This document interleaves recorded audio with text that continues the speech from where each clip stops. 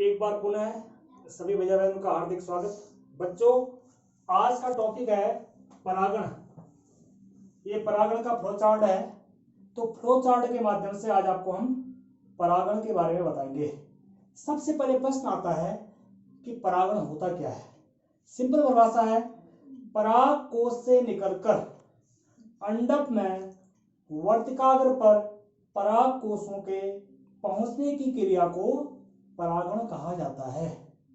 अगर इसको हम इंग्लिश में कहें तो इंग्लिश में इसकी परिभाषा होगी the transfer of pollen grain from anther of a stamen to the stigma of a carpel is known as pollination. ठीक हो गया। सिंपल परिभाषा है, एक पुष्प के परागकणों का वर्तिकाग्र तक पहुंचना ही परागण या पॉलिनेशन कहलाता है। क्लियर हो गया। अब देखो, जो परागण है ये परागण दो प्रकार का होता है। एक आपका होता है स्वपरागण और एक आपका होता है परपरागण। एक होता है आपका सेल्फ पॉलिनेशन और एक होता है आपका क्रॉस पॉलिनेशन, या इसको बोलते हैं जीनोगैमी। ठीक हो गया। अब सबसे पहले बात करते हैं स्वपरागण होता क्या है।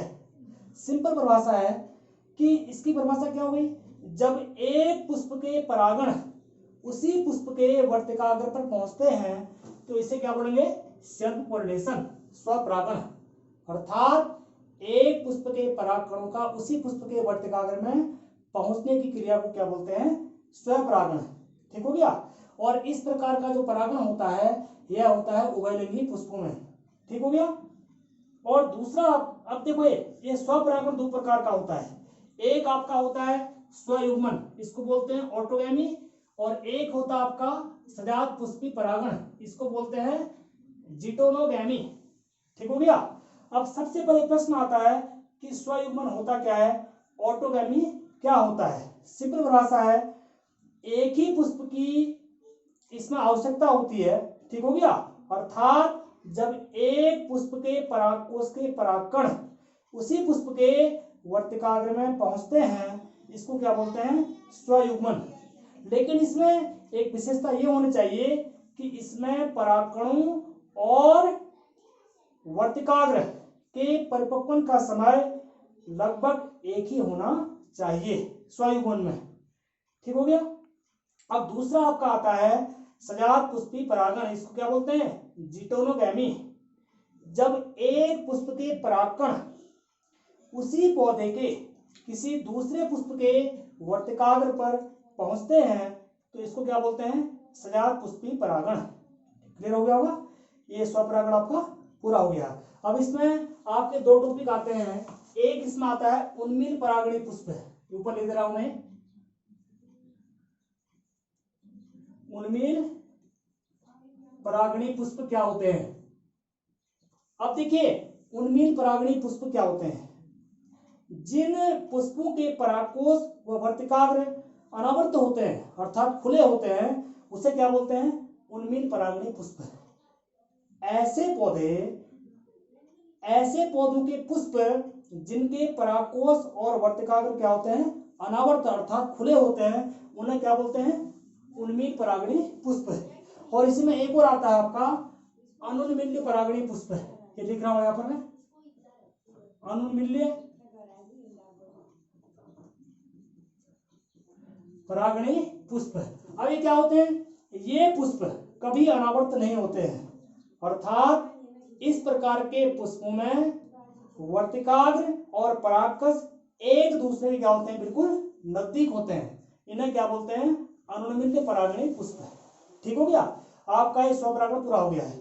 अब आपका आता है परपरागण, इसको बोलते हैं इंग्लिश में जीनोगैमी या क्रॉस पॉलिनेशन। ठीक है। सिंपल है, क्रॉस यानी कि जब एक पुष्प के परागकण किसी दूसरे पुष्प के वर्तिकाग्र में पहुंचते हैं उसे क्या बोलते हैं, जीनोगैमी। ठीक हो गया।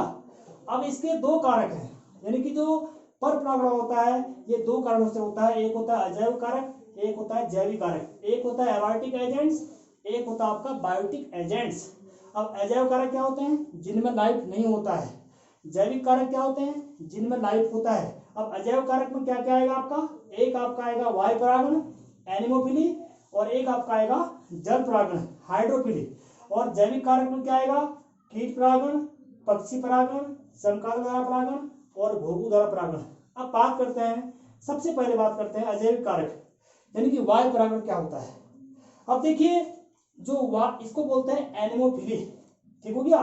जो वायु परागित पुष्प होते हैं, इस प्रकार के पुष्प आकार में छोटे, रंगहीन, गंधहीन और आकर्षणहीन होते हैं, ठीक हो गया।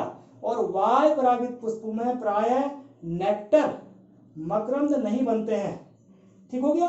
अब जो वायु परागण पुष्प होते हैं, देखो इसको बोलते हैं एनेमोफिली। इस प्रकार के पादपों में परागकण अनकाउंटेबल बनते हैं, असंख्य बनते हैं, क्योंकि ये आवश्यक नहीं है कि इस प्रकार के पुष्पों में परागकण अपने सही स्थान पर पहुंच सके, ठीक हो गया। इनमें से लाखों परागकण रास्ते में क्या होते हैं, नष्ट हो जाते हैं। और इस प्रकार के परागकण क्या होते हैं, सूखे, चिकने और काफी हल्के या लाइट होते हैं, ताकि बहुत दूर तक जा सके, ठीक हो गया। इसके एग्जाम्पल आपके आते हैं वायु परागण के, घास, बैम्बो, मक्का, नारियल, खजूर और भांग। अब आपका आता है जल परागण, इसको बोलते हैं हाइड्रोफिली। इस प्रकार का परागण जलीय पौधों एक्वेटिक प्लांट्स में होता है। इनकी विशेषताएं क्या होती हैं, इस प्रकार के जो जल परागित पुष्प पौधे होते हैं, इस प्रकार के पुष्प छोटे, रंगीन और गंधीन होते हैं, ठीक हो गया।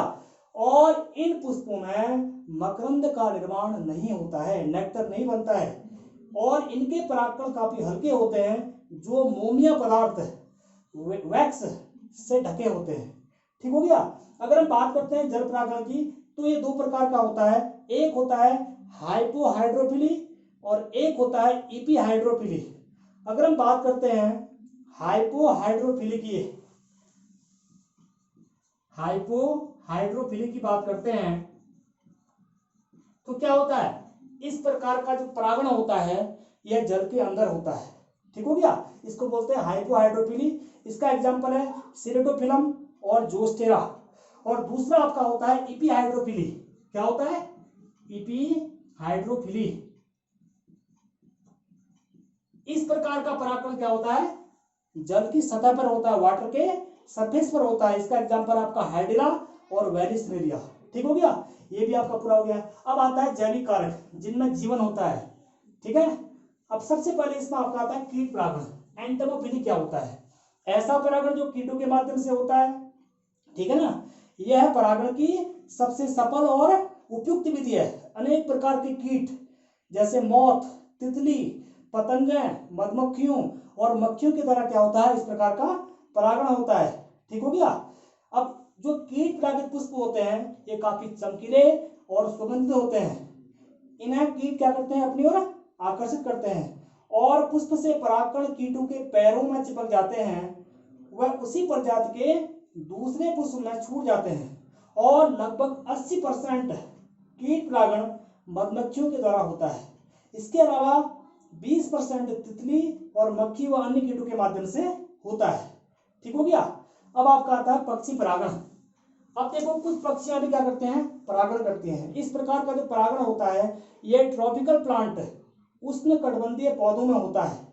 और इस प्रकार के पौधों की विशेषताएं क्या होती हैं, इस प्रकार के पौधों में मकरंद तथा परागकण अधिक मात्रा में बनते हैं। और ये किन पक्षियों के माध्यम से होता है, जैसे कौवा है, मैना है, तोता है और गोरैया है। अब आपका अगला आता है चमगादड़ के द्वारा परागण।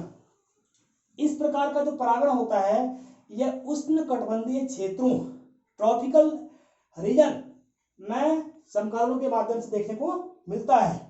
इसमें क्या होता है, इन पौधों में पुष्प बड़े आकार के और दीर्घ पुष्पदंत वाले होते हैं, ठीक है। और इन पुष्पों से मकरंद पर्याप्त मात्रा में स्रावित होता है। और इसमें एक विशेषता होती है कि इस प्रकार के पुष्प केवल रात्रि में खिलते हैं और काफी इनमें सुगंध उत्पन्न होती है, ठीक हो गया। और आज का अंतिम टॉपिक है घोघू द्वारा परागण। कुछ घोघे भी क्या करते हैं, परागण करते हैं, जैसे स्थलीय पौधे आपका क्राइसेंथेमम और जलीय पौधे लेमना में घोघू के द्वारा क्या होता है, परागण होता है। तो मैंने आज आपको परागण का फ्लोचार्ट समझाया।